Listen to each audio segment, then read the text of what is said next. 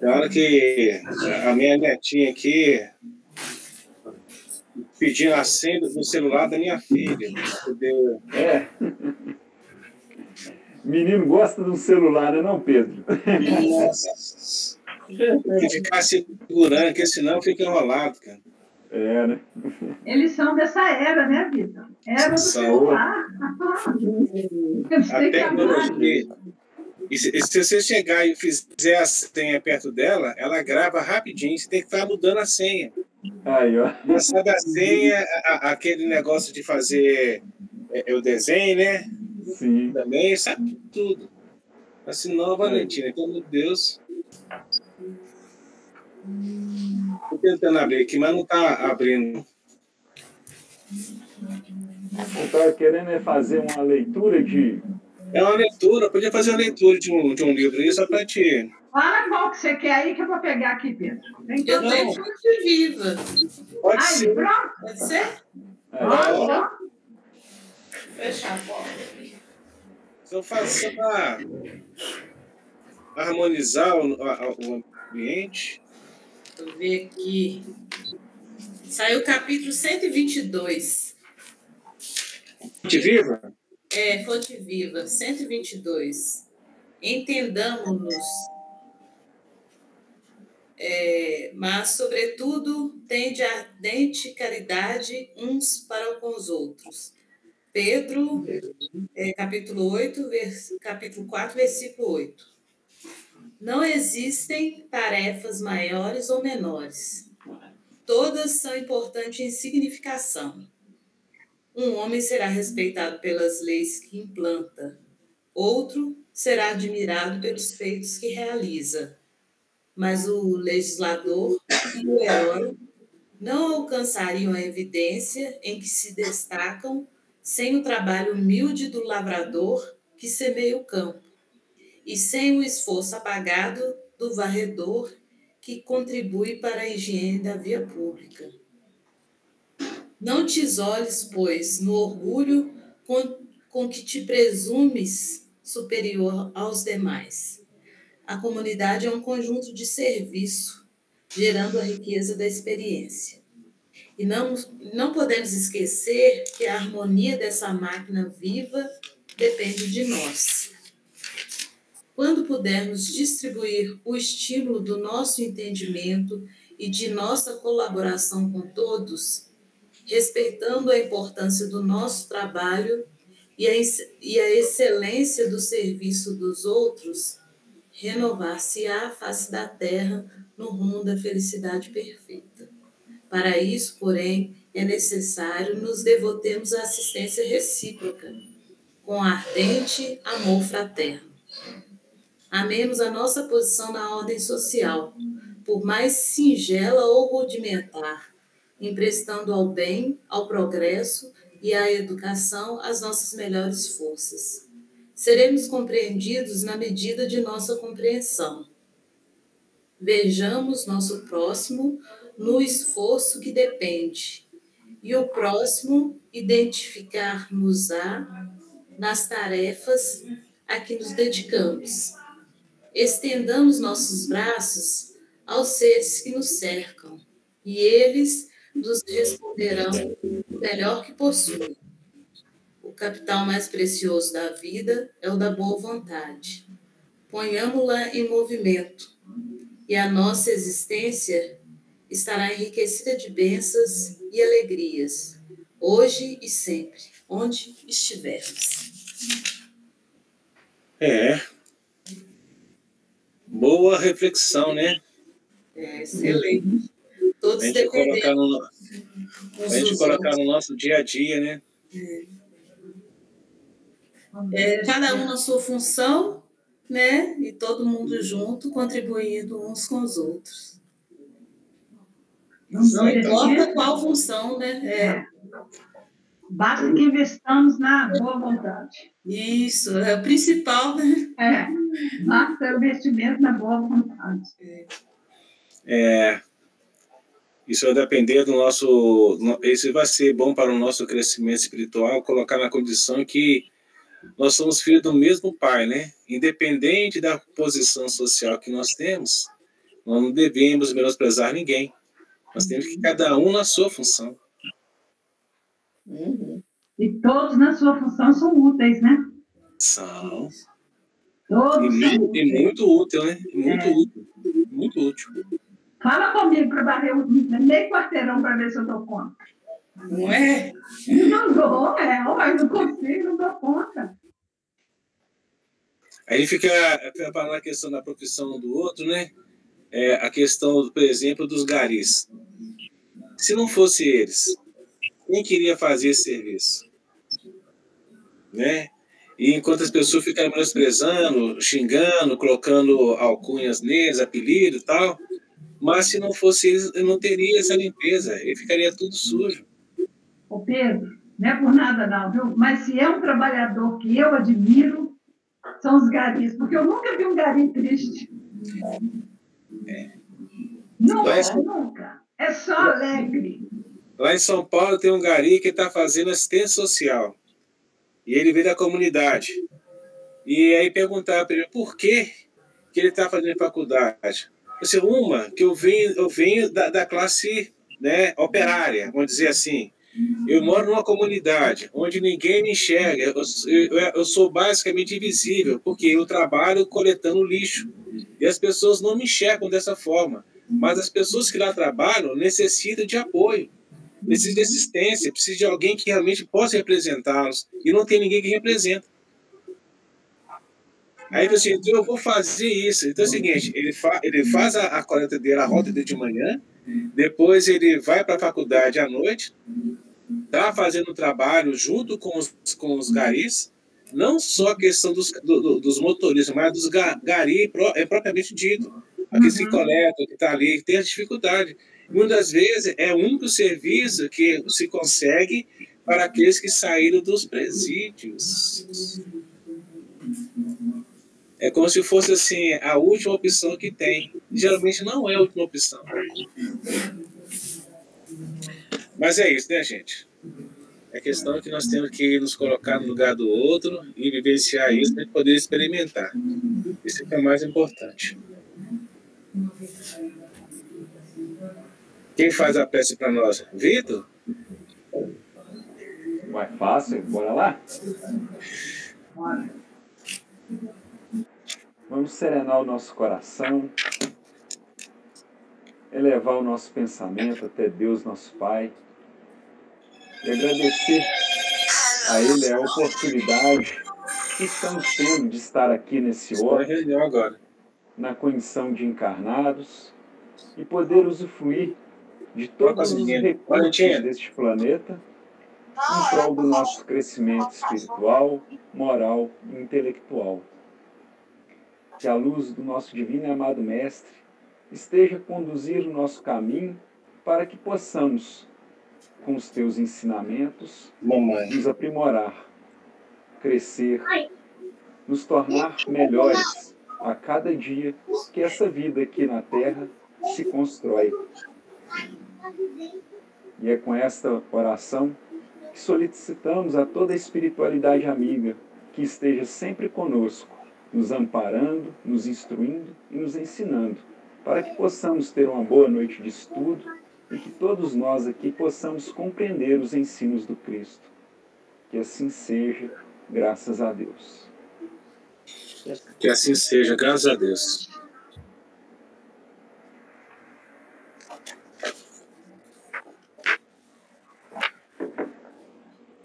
Pedro, na semana passada, nós ficamos de falar sobre a parábola simples do irmão X. Sim, contos e apólogos, né? Isso, para a gente poder fechar o roteiro 5. Pois é, vou ver se eu abro, vou ver se eu consigo. Pera aqui. Chico. Eu estou com ele aberto aqui. Você quer que compartilha na tela? Compartilha para nós então, hein? Só para a gente finalizar, né? No dia foi esse que você tinha aberto. Vê se é realmente esse. Esse mesmo. É esse mesmo. Contos de Apolo. Né? Certo. Então vamos fazer uma leitura dele? Vamos fazer a leitura e a gente poder fechar, né, esse estudo, que ele foi tão rápido, né, mas tão importante para a gente, né, que é a questão da candeia, né, a questão da luz acesa. Então isso é muito legal. Eu acho que vale a pena a gente estar fazendo a reflexão em cima disso. Sim. Bom, então vamos lá. Parábola simples. Diversos aprendizes rodeavam o Senhor em Cafarnaum, em discussão acesa, com respeito ao poder da palavra, acentuando-lhes os bens e os males. Propunham alguns o verbo contundente para a regeneração do mundo, enquanto outros preconizavam a frase branda e compreensiva. Reparando o tom de azedia nos companheiros irritadiços, o mestre interferiu e contou uma parábola simples. Certa feita, narrou com doçura, o gênio do bem, atendendo à prece de um lavrador de vida singela, emitiu um raio de luz e insuflou-o sobre o coração dele, em forma de pequenina observação carinhosa e estimulante, através de uma boca otimista. No peito do modesto homem do campo, a fagulha acentuou-se, inflamando-lhe os sentimentos mais elevados numa chama sublime de ideal do bem, derramando-se para todas as pessoas que povoavam a paisagem. Em breve tempo, o raio minúsculo era uma fonte de claridade a criar serviço edificante em todos os círculos do sítio abençoado. Sob a atuação permanente, os trigais cresceram com promessas mais amplas e a vinha robusta anunciava abundância e alegria. Converteu-se o raio de luz em esperança e felicidade na alma dos lavradores, e a seara bem provida avançou triunfal do campo venturoso, para todas as regiões que a cercavam, à maneira de mensagem sublime de paz e fartura. Muita gente acorreu àquele recanto risonho e calmo, tentando aprender a ciência da produção fácil e primorosa, e conduziu-as para as zonas mais distantes os processos pacíficos de esforço e colaboração, que o lume da boa vontade ali instalara no ânimo geral. Ao fim de alguns poucos anos, o raio de luz transformara-se numa época de colheitas sadias para a tranquilidade popular. O mestre fez ligeiro intervalo e continuou. Veio, porém, um dia em que um povo afortunado, orgulhando-se agora do poderio obtido com o auxílio oculto, se esqueceu da gratidão que devia à magnanimidade celeste e pretendeu humilhar uma nação vizinha. Isso bastou para que grande brecha se abrisse à influência do gênio do mal, que emitiu um estilete de treva sobre o coração de uma pobre mulher do povo, por intermédio de uma boca maldizente. A infortunada criatura não mais sentiu a claridade interior da harmonia e deixou que o traço de sombra se multiplicasse indefinidamente em seu íntimo de mãe enceguecida. Logo após, despejou a sua provisão de trevas, já transbordante, na alma de 2 filhos que trabalhavam no extenso vinhedo, e ambos envenenados por pensamentos escuros de revolta, facilmente encontraram companheiros dispostos a absorver-lhes os espinhos invisíveis de indisciplina e maldade, incendiando vasta propriedade e empobrecendo vários senhores de rebanhos e terras dantes prósperos. A perversa iniciativa encontrou vários imitadores e, em tempo curto, estabeleceram-se estéreis conflitos em todo o reino. Administradores e servos confiaram-se, desvairados, a duelo mortal, trazendo o domínio da miséria que passou a imperar, detestada e cruel para todos. O divino amigo silenciou por minutos longos e acrescentou: nesta parábola humilde, temos o símbolo da palavra preciosa e da palavra infeliz. Uma frase de incentivo e bondade é um raio de luz, suscetível de erguer uma nação inteira. Mas uma sentença perturbadora pode transportar todo um povo à ruína. Pensou e concluiu: estejamos certos de que a luz devora as distâncias, iluminando tudo o que lhes oferece a paisagem. A treva rola também, enegrecendo o que vai encontrando. Em verdade, a ação é dos braços, mas a direção vem sempre do pensamento, através da língua. E sendo todo homem filho de Deus e herdeiro dele, na criação e na extensão da vida, ouça quem tiver ouvidos de ouvir. Irmão X, Humberto de Campos. Muito bonito essa. A simplicidade está em todos os lugares, né? Sim. Aí tem uma passagem interessante, não sei se vocês já ouviram isso, que o demônio chegou no local e viu um burro. E do lado onde que o burro estava, tinha uma propriedade. O que ele fez? Ele foi lá e soltou o burro. O burro foi lá e comeu a produção do vizinho. O vizinho ficou ali ensandecido com aquilo, né? Foi lá e matou o burro. Aí o dono do burro foi tirar satisfação com o cara que tinha matado o burro dele. Como ele tinha um empréstimo muito grande pelo burro, uma presa muito grande pelo burro, ele foi lá e matou a mulher do cara. Que o cara ficou totalmente ensandecido com aquilo tudo. O que ele fez? Foi lá e colocou fogo na fazenda do cara. Né?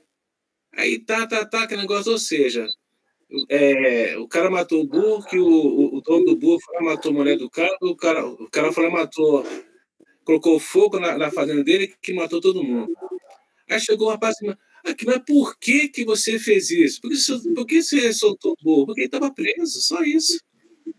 Eu não fiz nada, só soltei o burro. Então, aí a gente pega essa parábola aí e vê como que é sempre as coisas, né? O rapaz lá recebeu a questão de uma bênção, né? A questão de uma luz, uma fagulha, que ela foi acentuando, foi iluminando e mostrando para os outros que seria bom, e o local prosperou. Mas vem um pessoal de longe que não tem nada a ver com aquilo e automaticamente insufla uma questão pequenininha, e ali vai aumentando e chega onde que chegou. Isso acontece com a gente o tempo todo. Então é o seguinte, aí nós temos que fazer aquilo que Sócrates fez, né? Se vale a pena escutar as coisas, né? Passar pelo crivo, né? Os 3 crivos, se realmente vale a pena ouvir aquilo, se aquilo me interessa, o que vai me trazer de vantagem, né? Alguma coisa que realmente é útil. Então, essa parábola aí, muito interessante. E edificante também, né? Eu estou lembrando aqui ressaltando mais uma vez a importância do pensamento positivo, né? Em detrimento do pensamento negativo, né? As interações que ocorrem, estou lembrando de uma historieta, eu acho que até do Irmão X também, de uma cidade, um país aí, e que estava existindo muito conflito, muita briga, muito desentendimento entre os governantes e entre a população. E aí chega um sábio nessa cidade e começa a envolver um grupo fazendo prece pela paz, pela harmonia, mudando ali aquela psicosfera negativa por uma harmonia em todo o ambiente. E aí, o que aconteceu? Aquele ambiente de brigas, desentendimentos, de conflito, ficou assim tranquilo, a cidade ficou harmônica, e aí alguém foi ver o que havia acontecido, só depois que o sábio chegou, que houve aquela mudança no próprio ambiente, as pessoas, tudo começou a melhorar. É a mesma coisa da parábola simples que Jesus trouxe, né, aos discípulos. Aí nós vamos ver a força do nosso pensamento de forma positiva ou negativa, como influencia. A gente observa no próprio lar. Se de manhã você acorda, faz uma prece de agradecimento e procura manter aquele pensamento positivo, né? Olha como que fica o clima do lar. Exatamente, dona Isabel. Vou projetar aqui os 3 crivos de Sócrates.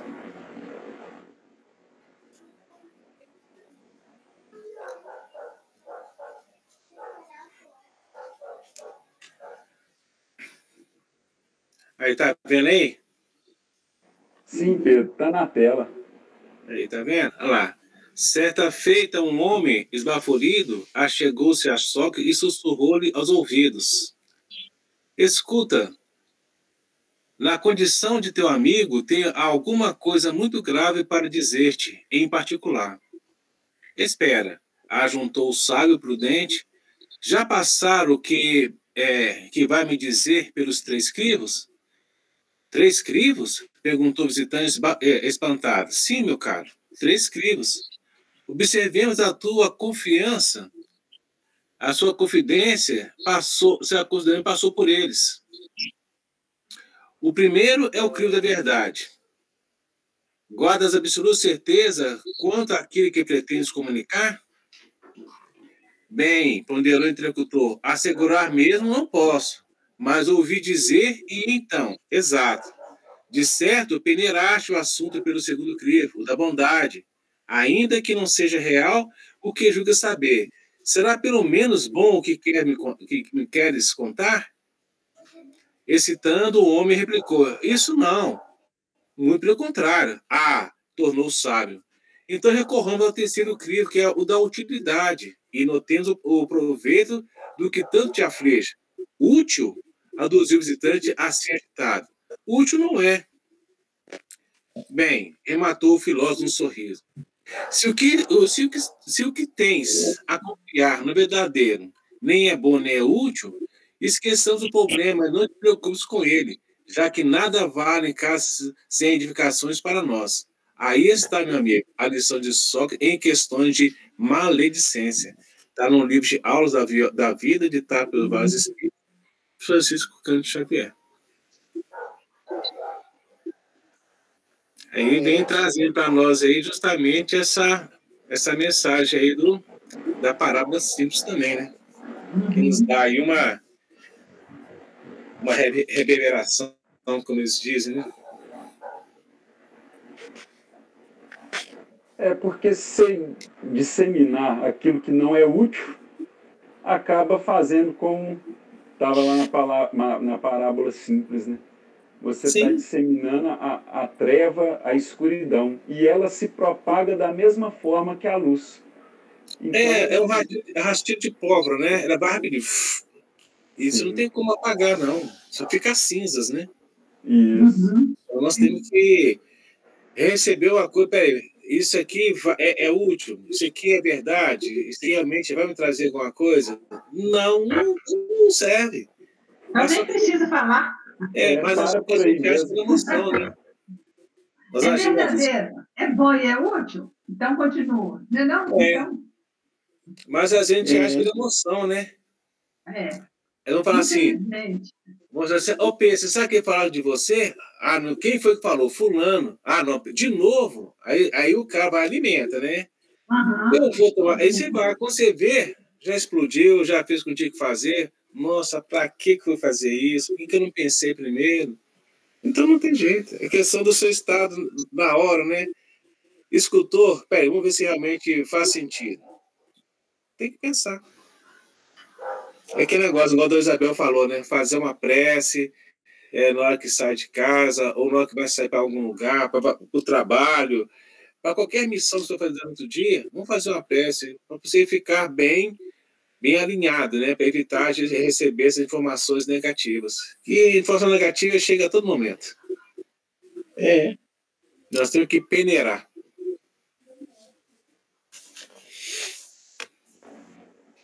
Mais alguém?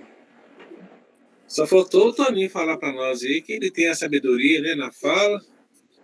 Sim, ué. Eu não tenho sabedoria, mas eu ouvi, tá beleza. Tudo bem, você não tem sabedoria, que é ser humilde. Mas assim, o que você nos fala é muito interessante. Então é isso. Toninho, traz sempre alguma coisa útil quando você fala. Hein? Então. Com certeza. Hoje eu... Tem sempre alguma coisa útil. Então vamos lá para o roteiro 6, então? Vamos. A leitura oficial, né, do nosso locutor, Vitor. Se alguém quiser ler, pode ler. Agora, não, fica à vontade, minha filha. Pode ir lá? Pode. Então vamos lá. Hoje nós vamos iniciar o roteiro 6, né? Nós estamos no módulo 3, ensino por parábolas. E o roteiro 6 é o fariseu e o publicano. No livro mais antigo é a página 167. No mais novo, creio eu que seja 165, não é isso? 165. Beleza. Então vamos lá? O fariseu e o publicano. Objetivos: interpretar a parábola do fariseu e do publicano à luz do entendimento espírita. Ideias principais. Os fariseus, do hebreu parush, divisão, separação,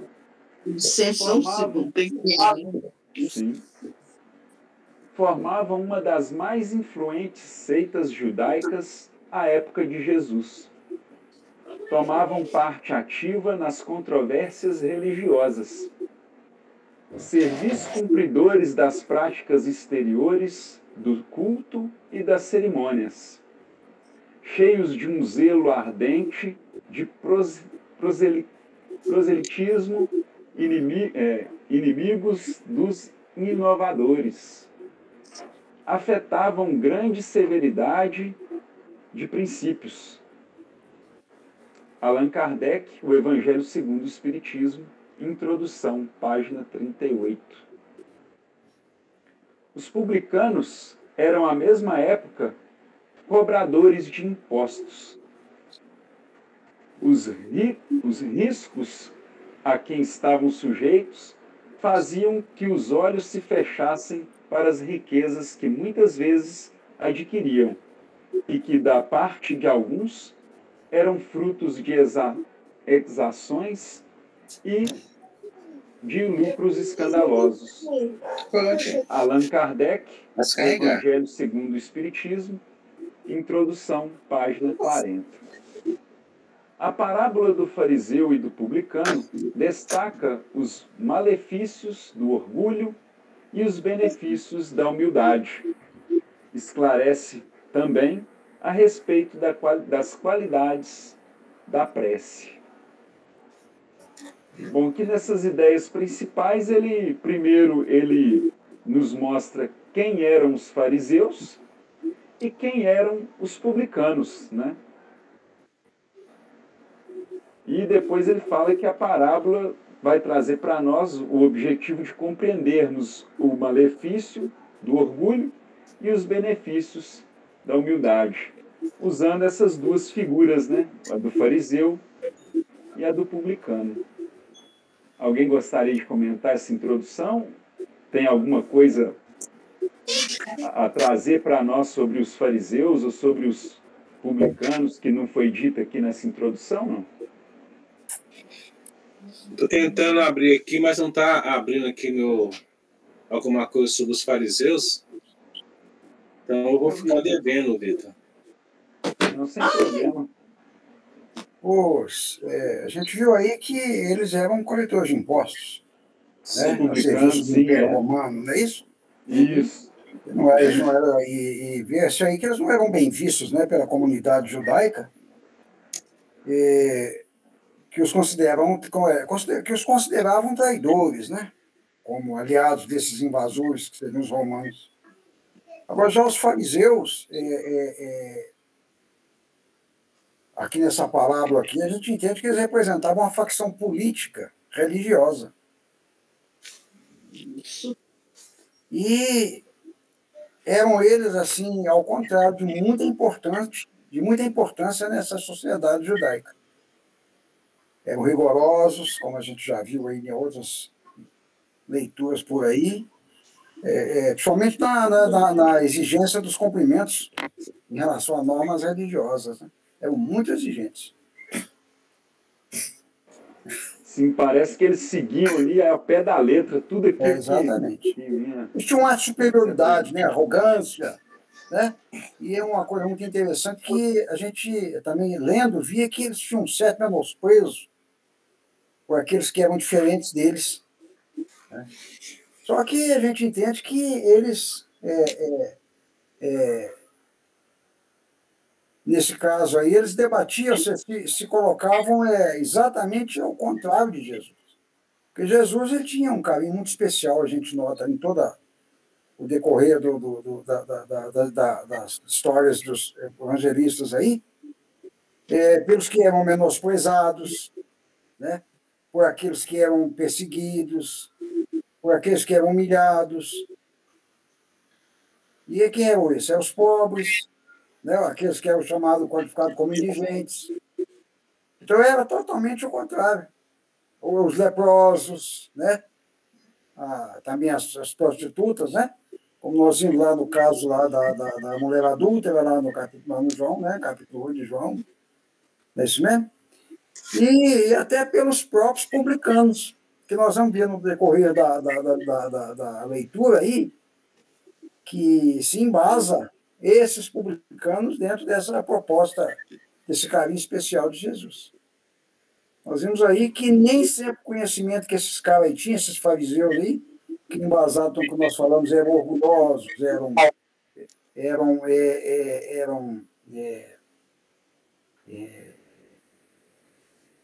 egoístas, no modo geral, porque tinham o conhecimento, mas guardavam quase que para si, né?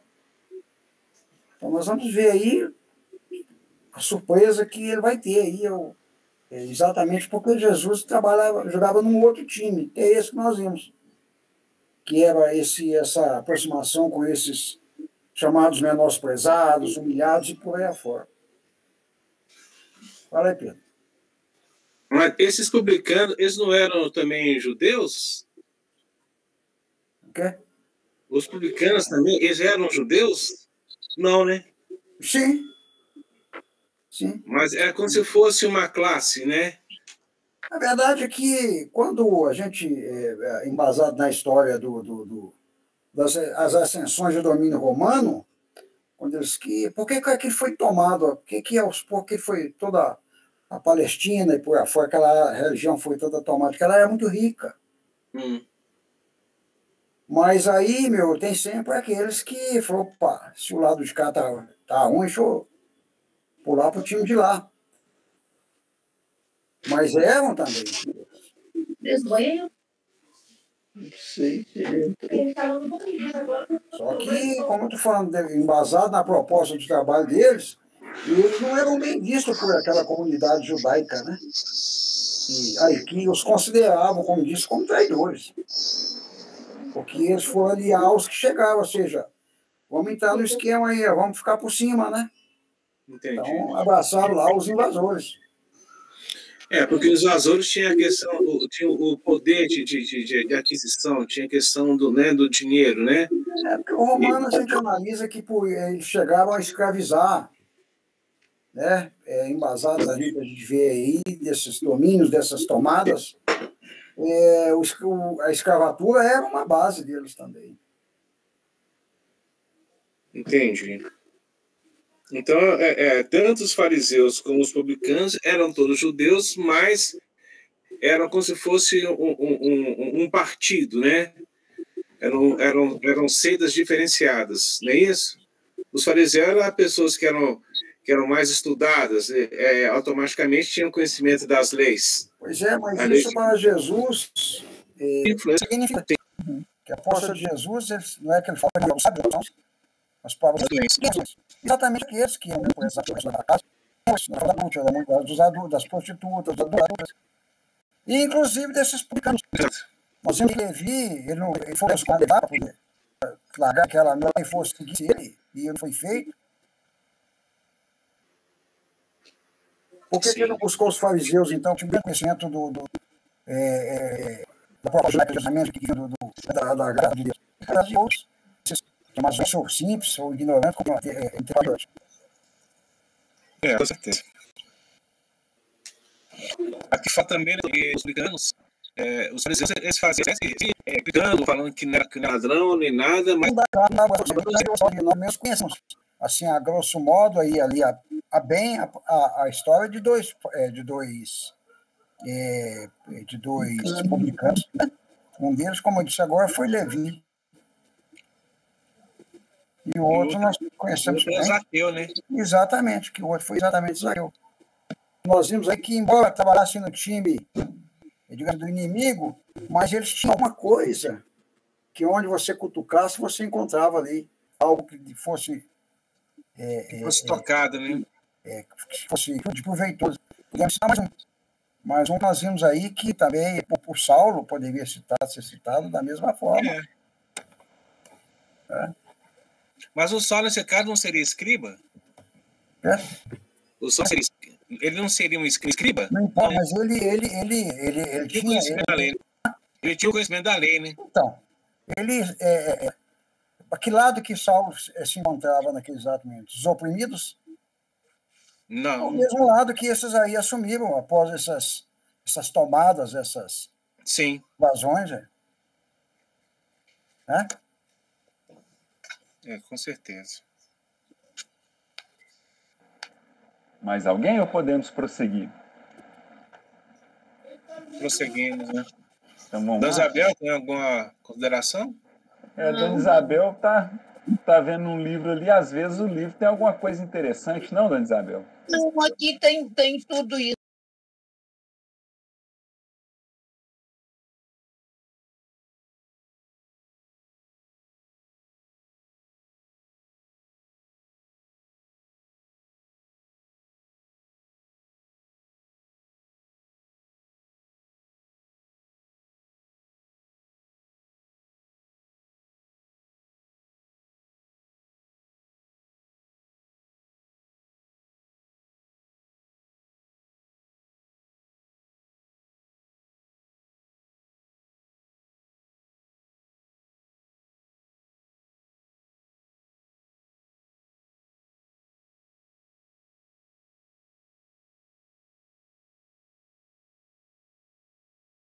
isso que o Toninho falou, sobre esse grupo fariseu, publicano. Isso aqui é da Eliane, que traz o universo maravilhoso das parábolas. A mesma coisa. Até não tem muita diferença.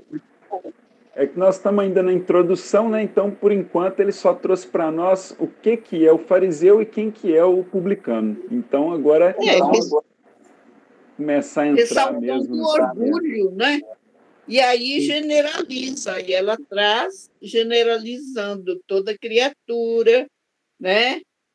Que coloca o orgulho na linha de frente como grande obstáculo, né? A sua mudança, tal. Ela coloca aqui a salvação da criatura, contrapondo a humildade, né?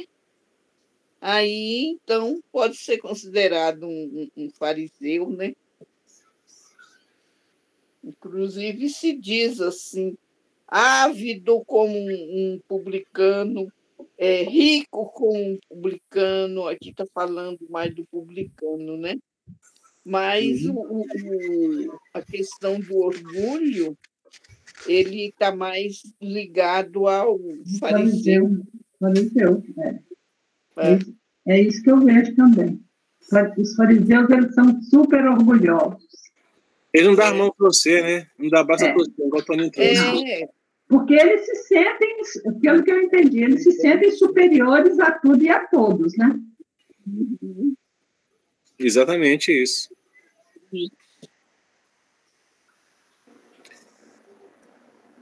Vamos lá, então?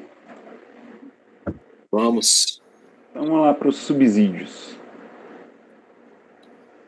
Texto evangélico. E disse também esta parábola a uns que confiavam em si mesmos, crendo que eram justos, e desprezavam os outros. 2 homens subiram ao templo a orar, um fariseu e o outro publicano. O fariseu, estando de pé, orava consigo desta maneira: Ó Deus, graças te dou, porque não sou como os demais homens, roubadores, injustos e adúlteros, nem ainda como este publicano. Jejuo 2 vezes na semana e dou os dízimos de tudo quanto possuo. O publicano, porém, estando de pé, de longe, nem ainda queria levantar os olhos ao céu, mas batia no peito, dizendo: Ó Deus, tem misericórdia de mim, pecador.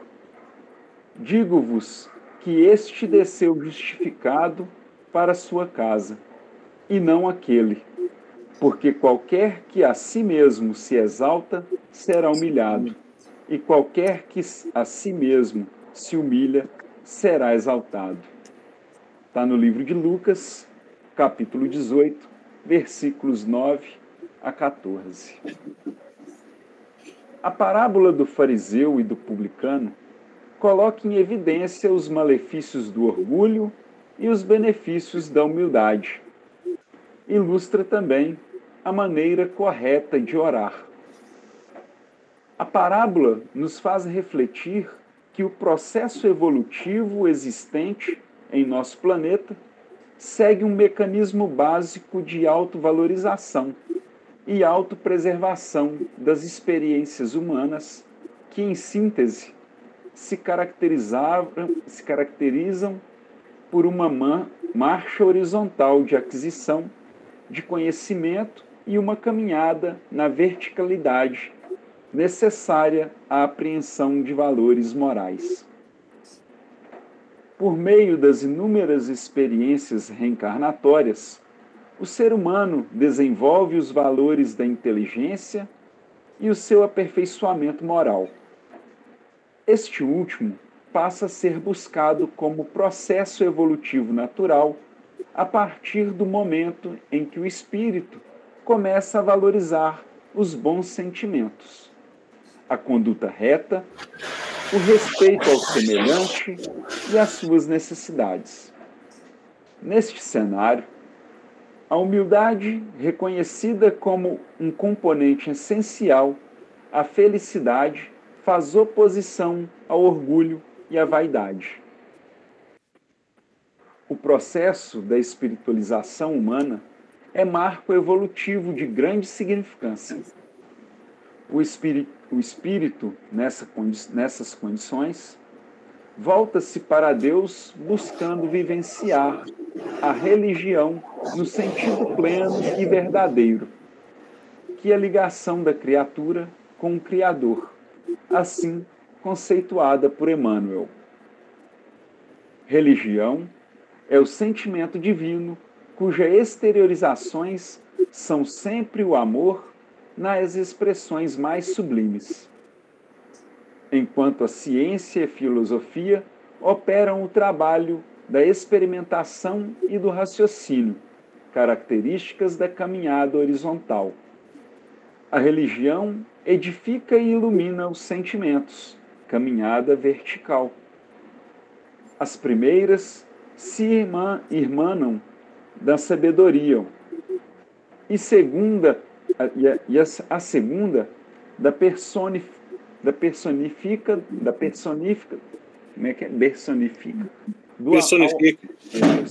o amor. As duas asas divinas com que a alma humana penetrará um dia nos pórticos sagrados da espiritualidade.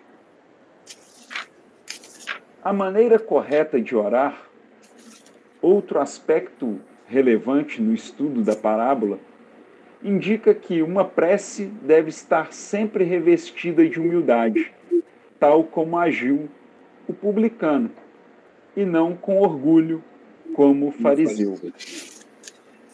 A prece é recurso divino em nosso benefício. Não basta, porém, orar, é preciso saber como nos dirigir ao Senhor da vida, sintonizando com a falange de espíritos superiores que, em seu nome, nos concedem o necessário conforto moral para enfrentar as dificuldades e desafios inerentes ao processo ascensional. A prece deve ser cultivada, não para que sejam revogadas as disposições da lei divina, mas a fim de que a coragem e a paciência inundem o coração de fortaleza nas lutas ásperas, porém necessárias.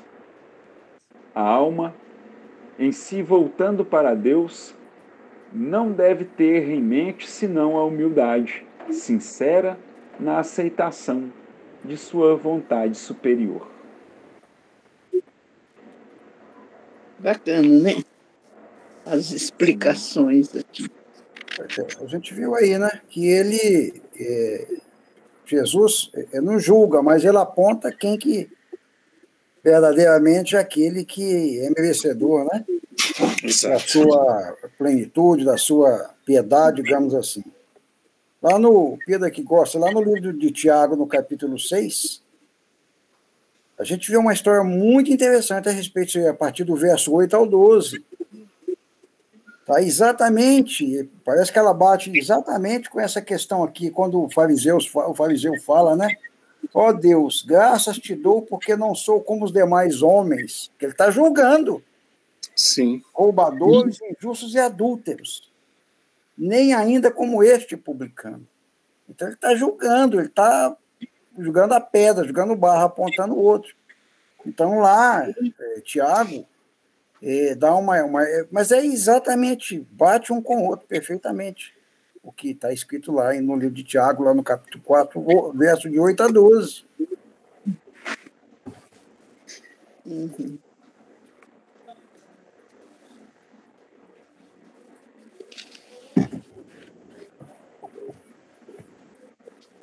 Olha lá, o versículo 8, Tiago 4, versículo 8. Chegai-vos a Deus, e ele se chegará a vós.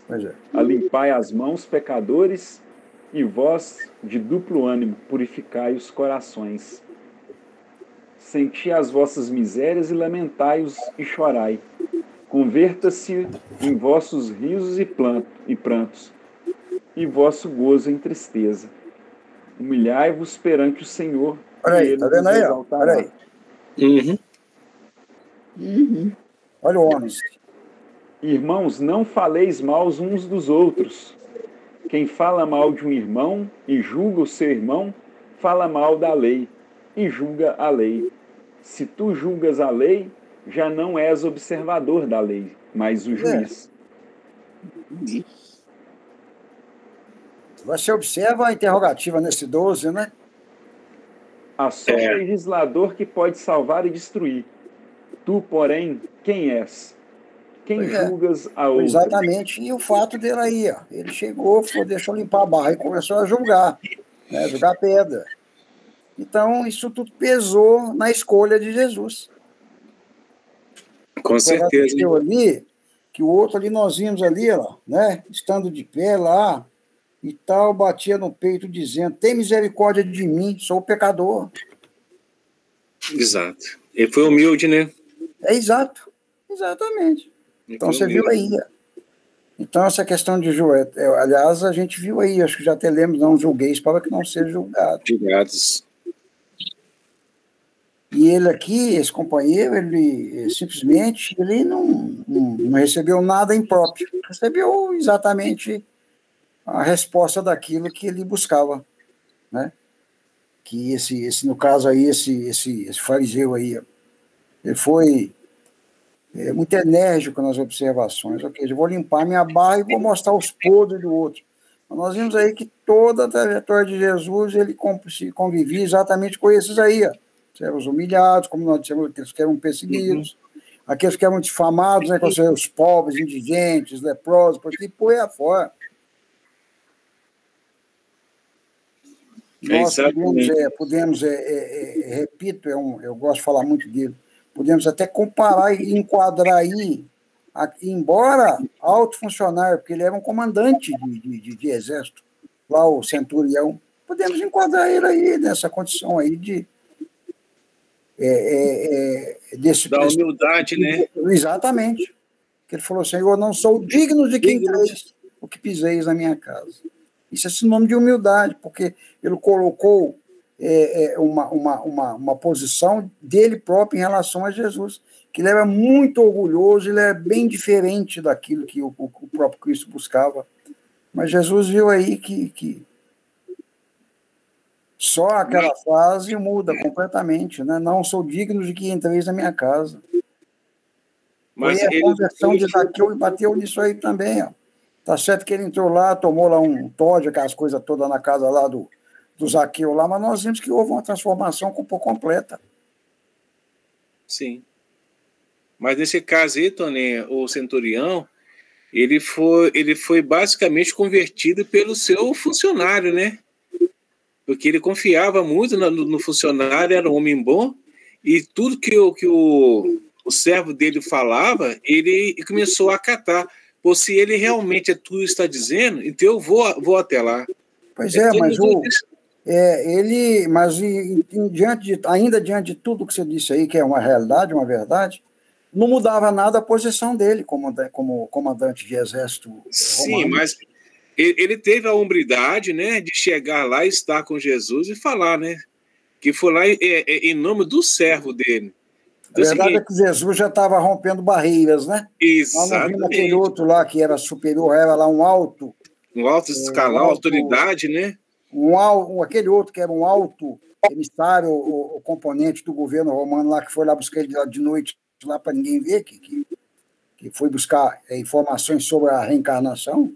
Lá o... Como é que é o nome dele? Nicodemos. Exato, isso aí, ó, pra vocês terem uma ideia. Então, Jesus já estava, toda aquela proposta dele, né, já estava chegando a esses campos mais, possivelmente, que se achava que eram impossíveis, né?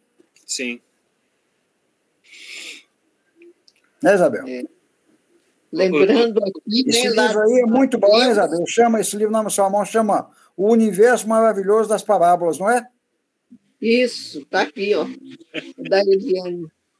Aí ela lembra aqui que não é esse o nome do livro, Isabel? O Universo Maravilhoso das Parábolas? Esse aqui, ó.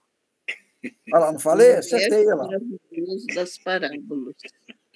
Mas lê para Muito nós boa. aí. Não, ela lembrando aqui da fala de Jesus: ai de vós, escribas e fariseus hipócritas, pois que sois semelhante aos sepulcros caiados, Isso. que por fora parecem realmente formosos, mas interiormente estão cheios de ossos de mortos e de toda imundícia. Era aquela história do caiado, como é que é? Do caiado por fora, tem um pé assim, não tem? Sepulcro. Sepulcro caiado. É, exato. É. Sepulcro caiado por fora. Mas continua, Isabel, tá bom. Só isso que ela traz aqui. Gente, deixa eu falar com vocês aqui. Eu vou ter que me despedir de vocês, que daqui a pouquinho vai começar a reunião lá da AME, e eu vou ter que participar lá. Tá certo. Ok? Ô Pedro, depois eu disponibilizo a gravação lá no YouTube para você assistir o finalzinho. Não, tranquilo, eu faço sim. Gente, fique com Deus e uma boa noite, bom estudo aí para vocês. Boa noite, Pedro. Valeu, boa reunião para você, Pedro. Tchau, obrigado. Com Deus aí, um abraço. Tchau, até quinta. Se Deus quiser. Deus quiser. Mas então, menina, é mais ou menos isso aí, né? É. Isso. Eu achei interessante. Pois não, Darcy? Não, eu estou aqui refletindo que Jesus, o quanto que ele xingou esses fariseus. Eu acho que a maior, ele era mais enérgico com os fariseus que com qualquer outro, viu? Raça de víboras. Não é questão de xingar, assim. Raça de víboras. A gente aprende duas formas. É pelos erros ou através dos erros dos outros que a gente aprende. Sim. Continua. Mas Jesus não dava moleza para eles. Raça de víbora, como você acabou de falar aí. Jesus não dava moleza, porque realmente eles eram muito orgulhosos, gente. O resto para eles não existia. Parecia que eles eram donos do mundo. Mas nós temos pessoas dessa forma, até nos dias de hoje, está cheio deles aí. Pois é, mas aí sabe, Tony, o que eu penso? Os fariseus ainda estão aqui. Sim, está cheio deles aí. Está cheio deles. E olha, nós sabemos aí, já vimos algumas obras aí, que eles não davam ponto sem nó. E que, na maioria das vezes, todos os seus ensinamentos tinham um troquinho por fora, ou seja, era o toma lá, dá cá. Uhum. E hoje nós estamos vendo aí um monte deles vendendo aí a palavra de Jesus, a palavra de Deus aí, sabe? É triste, isso, né? Por isso é que eu falo, sabe? Eu tive a oportunidade de passar assim por inúmeros cunhos de esfera religiosa. Frequentei inúmeros, sabe? E eu vim me sentir bem uma vez que minha mãe me levou, isso em 72, no Bezerra de Menezes. Eu vi que ali é que exatamente era aquilo que eu buscava, o que eu estava procurando. Porque eu conheci lá de cara um senhor, que eu falei dele já para vocês aí, um português, que era o fundador daquela casa maravilhosa. E eu vi que aquele homem passou tanta simplicidade, sabe? Tinha um vasto conhecimento, mas tão simples. E que ele não me cobrou nada para poder me mostrar que era exatamente aquilo que eu buscava, sabe?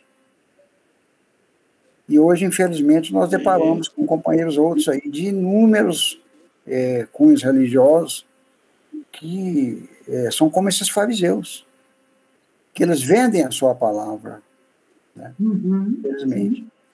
Então eu tenho por mim como base que essa não sou o dono da verdade absolutamente, mas essa questão da doutrina espírita ou espiritista, como queira, realmente o caminho mais curto que nos leva à proposta de Jesus, sabe?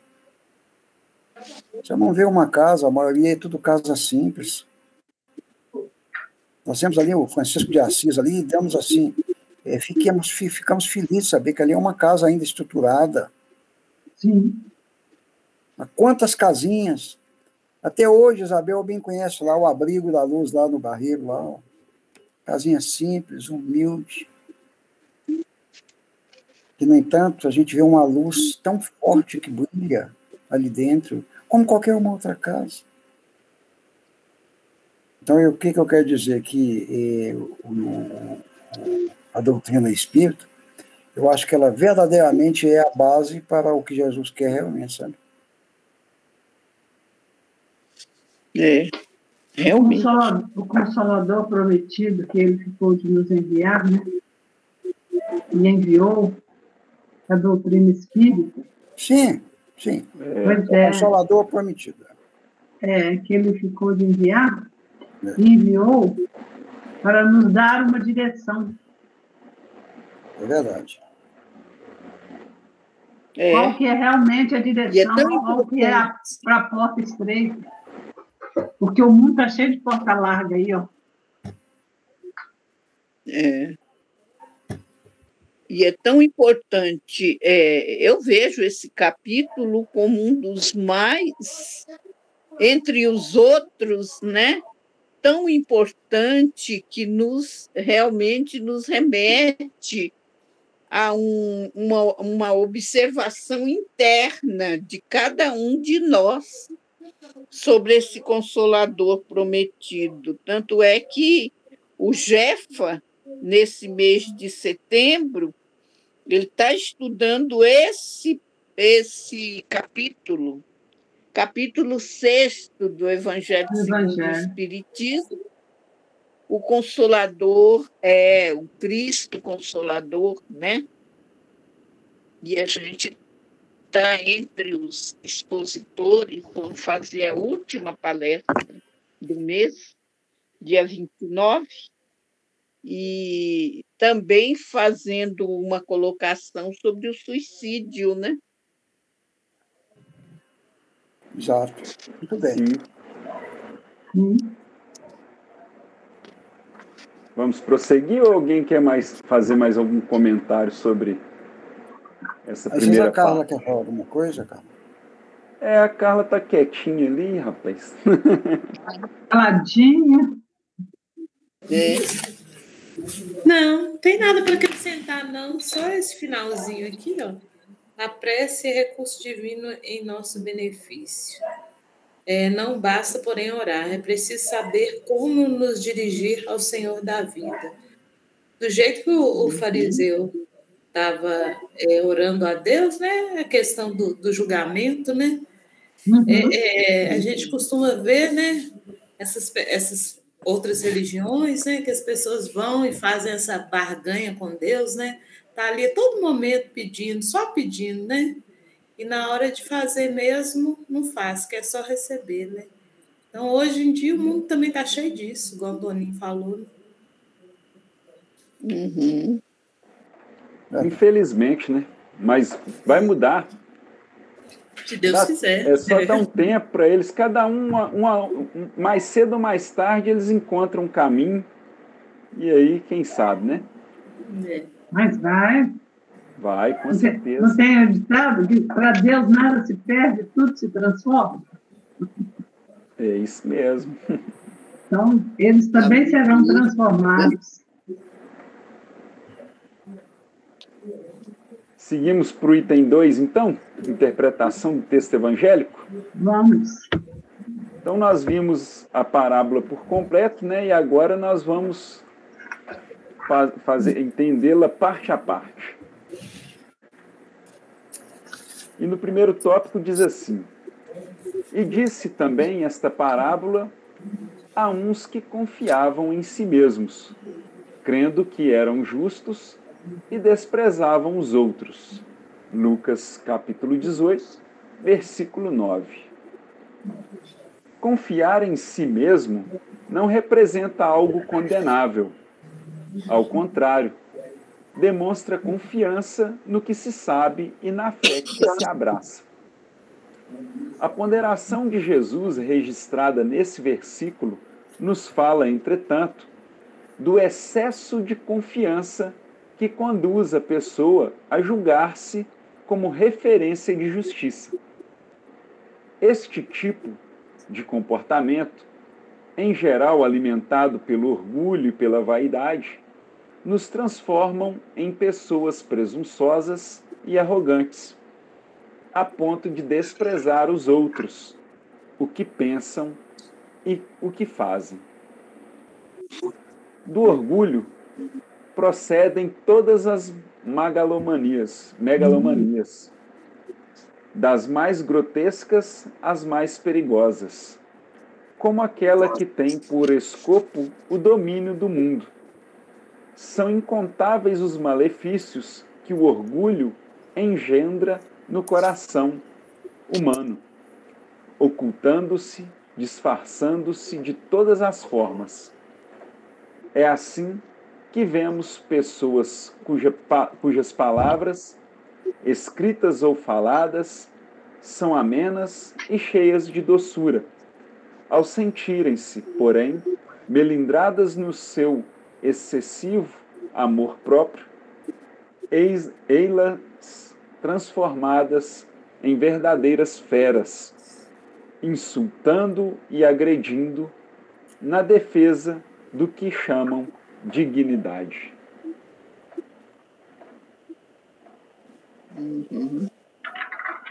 Você vê que ele fala aqui que confiar em si mesmo, né, não é errado. Porque se a gente estudou, né, e se a gente tem experiência com aquilo, então ter esse sentimento, né, de que a pessoa ela é sim, né, demonstrando sim, assim, a confiança nela mesma, então ela pode ter essa boa vontade de estar seguro daquilo que ela está falando. Porém, ele está condenando aqui justamente aquele que, acima disso, julga o próximo e crê que ele sabe mais do que o outro. Que aquele outro não tem o direito de estar falando nada sobre aquele assunto, porque aos olhos dele, aquele outro ele não entende nada. Então, era exatamente isso. Eles tinham consigo ar de superioridade, né? Arrogância. Sim. E menosprezavam, como nós já dissemos, né? Todos aqueles que se achavam diferentes deles. É isso que está escrito aí. A confiança em si não é... A autoconfiança não é ruim. O problema é você menosprezar o outro. Então, pois é, ué. Cada um de nós somos um indivíduo totalmente diferente um do outro, né? Cada um confia naquilo que sabe pelas suas experiências. Ele já viveu aquilo, vivenciou aquilo e sabe que ele tem plena confiança de que daquela forma ele vai conseguir. A visão do outro é de que ele não era capaz, né, de fazer aquilo daquela forma e que ele estava confiando naquela maneira, mas que aquilo era incorreto, ou seja, ele confiava mais na metodologia dele do que na do outro. Porém, a gente esquece que muitos são os caminhos que chegam ao mesmo objetivo. Às vezes, da forma com que ele faz, ele vai conseguir alcançá-lo. E da forma com que o outro faz, que é totalmente diferente do primeiro, mas vai chegar no mesmo objetivo. Cada um com a sua experiência. Por isso é importante a gente ter essa confiança em nós mesmos. Porque nós já passamos por essas experiências e estamos certos de que, da forma com que nós vamos conduzir aquela determinada atitude, nós vamos chegar lá. Porém, o que não podemos fazer é desmerecer o nosso próximo, achando que da forma com que ele vai fazer, está errado. Porque, afinal de contas, ele tem as experiências dele. Ele sabe aquele que você acha que está sempre com a razão, né? Isso. E sendo que, na verdade, não existe essa razão única, né? Mas ela, a todo momento, ela é ouvida e analisada, né? Se você pegar, por exemplo, o diálogo que Jesus teve com como é que chama lá, o governante lá que lavou as mãos, nós vimos que dentro do campo... Pilatos, né? Pilatos. Nós vimos aí que ele, dentro da sua humildade, ele travou automaticamente aquele que a sua palavra era lei. Né?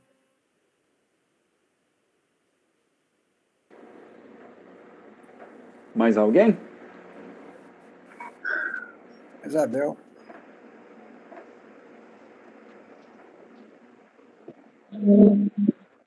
Quer dizer, mesmo reconhecendo a inocência de Jesus, porque ele não via nada de erro nele, nada que o desabonasse, ou agora deu vermelho ali. Mesmo assim, ele não foi pela defesa, né? Ele lavou as mãos, né? Pois é. E deixou que fosse condenado. Dá licença, só colocar aqui Eu gostei desse finalzinho dessa leitura aqui, quando diz que realmente são coisas que a gente convive no nosso dia a dia, né? Tem pessoas que são serenas, dóceis, um mimo de pessoas, enquanto elas não são contrariadas. Basta ser contrariada para que ela realmente mostre que ela é. Então, quando eles falam, e ainda se usa, dizendo que é por dignidade, eu falei assim, não, gente, realmente tem muita gente ainda nesse nível. Então, são aqueles que não aceitam que existem outras formas, né? Que a dele é a única que é certa. E aí, para defender essa certeza que ele tem, é que ele faz uso dessa tal defesa da dignidade, né? Uhum. Mas esquecemos que, na verdade, todos nós somos dignos, né? Sim. Cada um com o seu pensamento, sua atitude, seu jeito de ser. Nós não precisamos ficar defendendo nossa dignidade.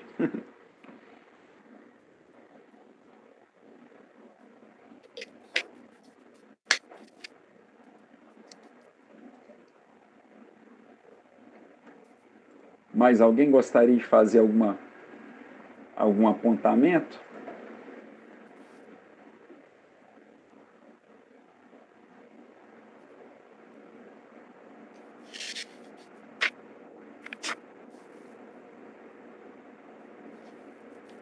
Mas o próximo é grande, hein? O próximo é bem extenso. Ele é bem grande.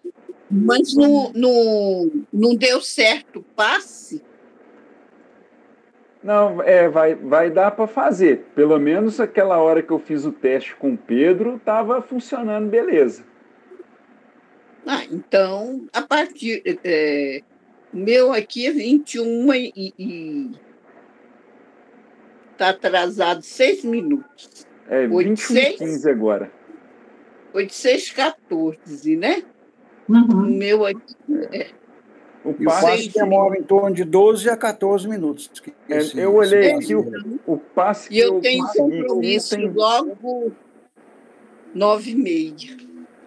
Então, o passe que eu estou com ele aqui, ele tem 7 minutos de duração. Então é menor que o dele. Então está dentro, né? Então ela é menor. Mas está bom. Então dá para ler mais um tiquinho, ainda não? Uai, vamos lá? Ele falou que é muito extenso. O próximo tópico é bem extenso. É bem extenso esse agora. Então. Vocês querem deixar ele para o próximo estudo? É bom. Eu prefiro. Sim. Porque aí nós não entramos. Eu acho que é 27. 27 do 9. Isso. Próximo estudo nosso, dia 27 do 9. Nossa, então já? É isso. Já? Passa rápido, né, dona Isabel? Nossa, eu estou achando que o estudo que a gente vai fazer no Festa é lá para o final do mês, É logo na semana que vem. Pois é, já está aí. É. Isso aí. Gente, nós temos que trabalhar muito essa questão do orgulho. Realmente, Darcy, nós ainda temos muito orgulho. Temos. Infelizmente, ele é o principal sentimento que atravanca o nosso progresso ainda. Travanca, né? Ele está segurando o nosso pé de tudo quanto é força, e não deixa a gente continuar nossa caminhada de jeito nenhum. É aquele cesto, né? Aquela do centenário, né, da nossa evolução. É o sexto, né? Sexto que puxa para trás, né? Devido justamente ao nosso orgulho e todos os nossos vícios ainda morais, né? Sim. E é aos poucos que nós vamos nos desvencilhando desses vícios, né? E aí esse orgulho vai se diluindo e a gente consegue, né, alcançar nosso objetivo. Dá um passo à frente, né? Ué. Lei de progresso, né, Darcy? Nós não podemos retrogredir jamais, né? Não. Então vamos encerrar. Quem faria a prece por nós, por gentileza? Darcy, né? Nós podemos encerrar, que é muito agradecimento, né?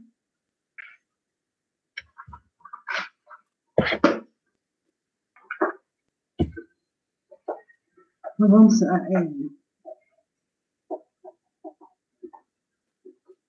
levar nosso pensamento a Deus, nosso Pai, a Jesus, nosso Senhor e Mestre, aos nossos benfeitores, aos nossos guias espirituais, agradecendo a vós, Senhor Jesus, pela oportunidade do estudo, pela oportunidade do aprendizado, que essa luz, Senhor Jesus, possa nascer em nossos corações, a nos guiar os caminhos dessa nossa vida aqui no plano terreno.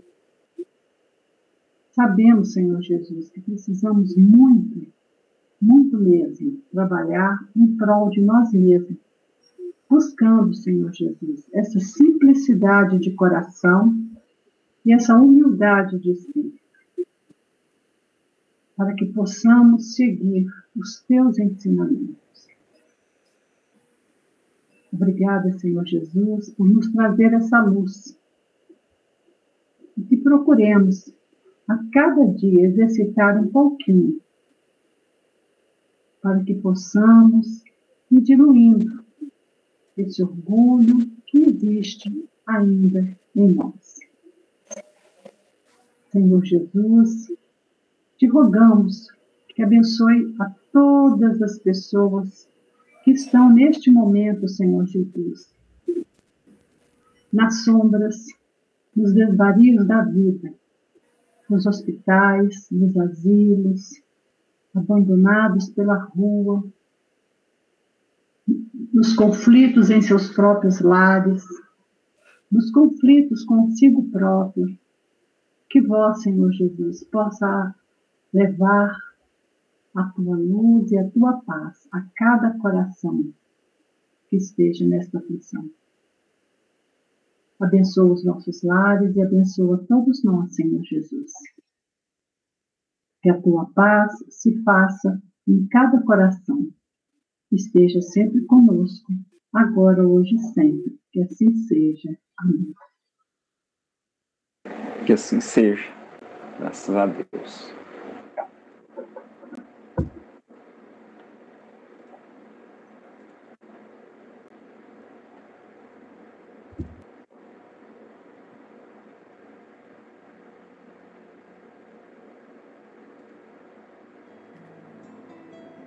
Passe virtual. A equipe espiritual Bezerra de Menezes convida a você, irmão, e a você, irmã, a realizar conosco neste momento, o passe virtual para o refazimento do seu equilíbrio e o seu fortalecimento espiritual. O passe virtual é indicado a todos, pelo menos uma vez por semana, podendo também ser realizado a qualquer momento em que você encontrasse em desequilíbrio ou precisando reagir com força interior a situações conflituosas do dia a dia. E principalmente, sempre que você se sentir enfraquecido fisicamente, emocionalmente ou espiritualmente. Sempre de forma respeitosa, de preferência, pedindo a ajuda do seu guia espiritual e dos espíritos luminosos que tiver mais afinidade.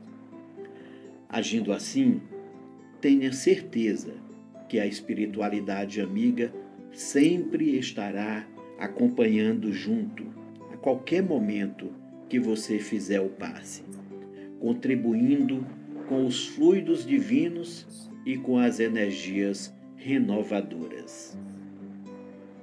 Na hora do passe, recolha-se a um ambiente tranquilo, respire com calma e profundamente, libertando-se nesse momento de todos os pensamentos do dia a dia, concentrando-se e meditando apenas na intenção espiritual do seu refazimento.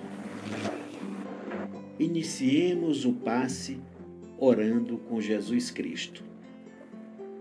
Pai nosso que estais no céu, santificado seja o vosso nome. Venha a nós o vosso reino.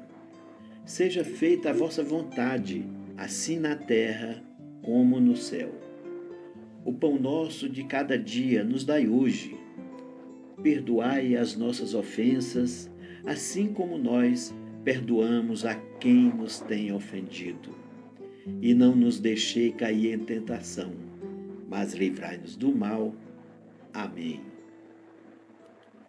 Nesse momento de profundo recolhimento interior, peça ao Cristo Jesus e à espiritualidade superior que ajude-o no processo de refazimento espiritual. Deus, meu Pai, retire da minha mente todos os pensamentos negativos que estejam, de alguma forma, alimentando a minha negatividade. Que todos os pensamentos inferiores, como a inveja, a vingança, a mágoa, o rancor e os pensamentos morais menos dignos, sejam desalojados de minha mente um a um e se desprendam como fumaça e evaporem no ar, libertando-me deles para sempre. Senhor, que todos os sentimentos negativos que impregnam meu coração, como a tristeza, a ansiedade, a depressão, a falta de amor próprio, o egoísmo, o sentimento de culpa, as decepções, as descrenças e todos os instintos inferiores e indignos também saiam do meu coração, evaporando no universo e se perdendo para sempre. Pai, que todas as enfermidades alojadas no meu corpo e na minha alma possam receber a poderosa influência curativa da espiritualidade superior para iniciar o processo de tratamento e cura, deixando o meu ser e evaporando-se no ar pela vontade de Cristo e conforme o meu merecimento, saindo do meu corpo e da minha alma para nunca mais voltar. E assim, meu Pai, após essa poderosa limpeza do meu corpo, na minha mente e no meu espírito, eu possa receber através dos irmãos espirituais e com as bênçãos e a luz do Cristo Jesus, a energia luminosa e curativa do divino, que nesse momento, luminosamente banhando todo o meu envoltório espiritual e físico, penetrando pelos meus poros e alcançando cada célula do meu corpo, trazendo um efeito curativo e regenerativo, tanto no meu corpo físico como no emocional e espiritual. E assim, meu Deus, sentindo-me leve e rejuvenescido, vejo-me fortalecido por sua luz e sua bênção divina, e me refaço para prosseguir minha jornada terrena, buscando cumprir a minha missão que foi confiada pelo Senhor. Dessa forma, agradeço pelas lições, mesmo as dolorosas, e pela sua bondade para comigo, rogando sua presença em minha vida, em todos os momentos, alegres e tristes, e que a fé no Senhor permaneça em meu ser, nesta vida terrena e também na volta à pátria espiritual. Assim, despeço-me desta oração do passe, mas permaneço com o Senhor, meu Pai, em meu coração, em cada minuto da minha vida. Amém.